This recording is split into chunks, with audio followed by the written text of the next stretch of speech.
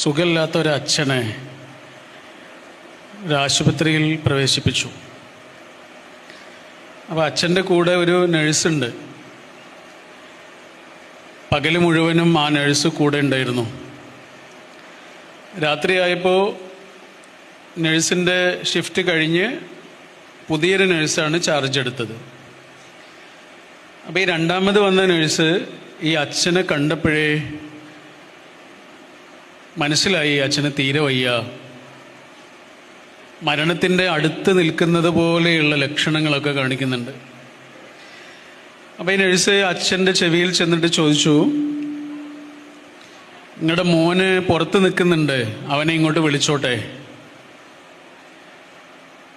മോനെ ഇങ്ങോട്ട് വിളിച്ചോട്ടെ എന്ന് നഴ്സ് ചോദിച്ചിട്ടും ഇദ്ദേഹം മറുപടി ഒന്നും പറഞ്ഞില്ല. കാരണം മറുപടി പറയാനൊന്നും ഇദ്ദേഹത്തിന് കഴിയില്ല. പക്ഷെ നഴ്സ് വേഗം പുറത്തേക്ക് പോയിട്ട് ആ മകനെ വിളിച്ച് അയാൾ ഓടി വന്നു. നഴ്സ് പറഞ്ഞു, അച്ഛൻ്റെ കൂടെ തന്നെ നിന്നോളൂ, അച്ഛന് തീരെ വയ്യ, അച്ഛൻ്റെ കൂടെ തന്നെ നിന്നോളൂ. അയാൾ അച്ഛൻ്റെ കൂടെ തന്നെ നിന്നു.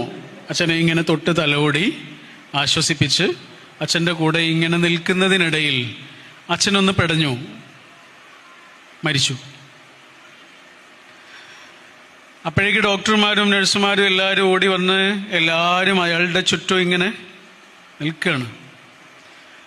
ആ സമയത്ത് ഈ മകനില്ലേ, ആ മകൻ ആ റൂമിൽ നിന്ന് ഇങ്ങനെ പുറത്തേക്ക് ഇറങ്ങുമ്പോൾ നഴ്സിനോടൊരു ചോദ്യം. ആ ചോദ്യം കേട്ട് നഴ്സാകെ അമ്പരന്നു പോയി. അയാൾ ചോദിച്ചത് ഇതാരാണ് എന്നാണ്. ഇതാരാണ്? അപ്പം നഴ്സ് ചോദിച്ചു, നിങ്ങളുടെ അച്ഛനല്ലേ? അല്ല, എൻ്റെ അച്ഛൻ അപ്പുറത്തെ റൂമിലാണ് ഇരിക്കണത്, അപ്പുറത്തെ റൂമിലാണ് അച്ഛൻ കിടക്കുന്നത്. പിന്നെന്തിനാ ഞാൻ വിളിച്ചപ്പോൾ നിങ്ങൾ ഓടി വന്ന്? എന്നെ ആവശ്യമുണ്ടെന്ന് എനിക്ക് തോന്നി, അതുകൊണ്ട് ഓടി വന്നു. നഴ്സ് അയാളുടെ മുന്നിൽ ഇങ്ങനെ കൈകൂപ്പി നിന്നു.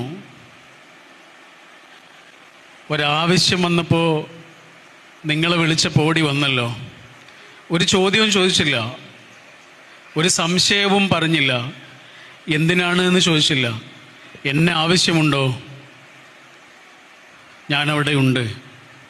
നിങ്ങൾ ഓടി വന്നല്ലോ. മരിച്ചാലും മറക്കില്ല എന്നുള്ള ഒരു വാക്ക് പറഞ്ഞ് നഴ്സിങ്ങനെ കൈകൂപ്പി നിന്നു. ഒരായുസ് കൊണ്ട് നമുക്ക് ചെയ്യാനുള്ളത് നമ്മളെ ആവശ്യമുള്ളൊരു സ്ഥലത്ത് നമ്മൾ ഉണ്ടാവുക എന്നുള്ള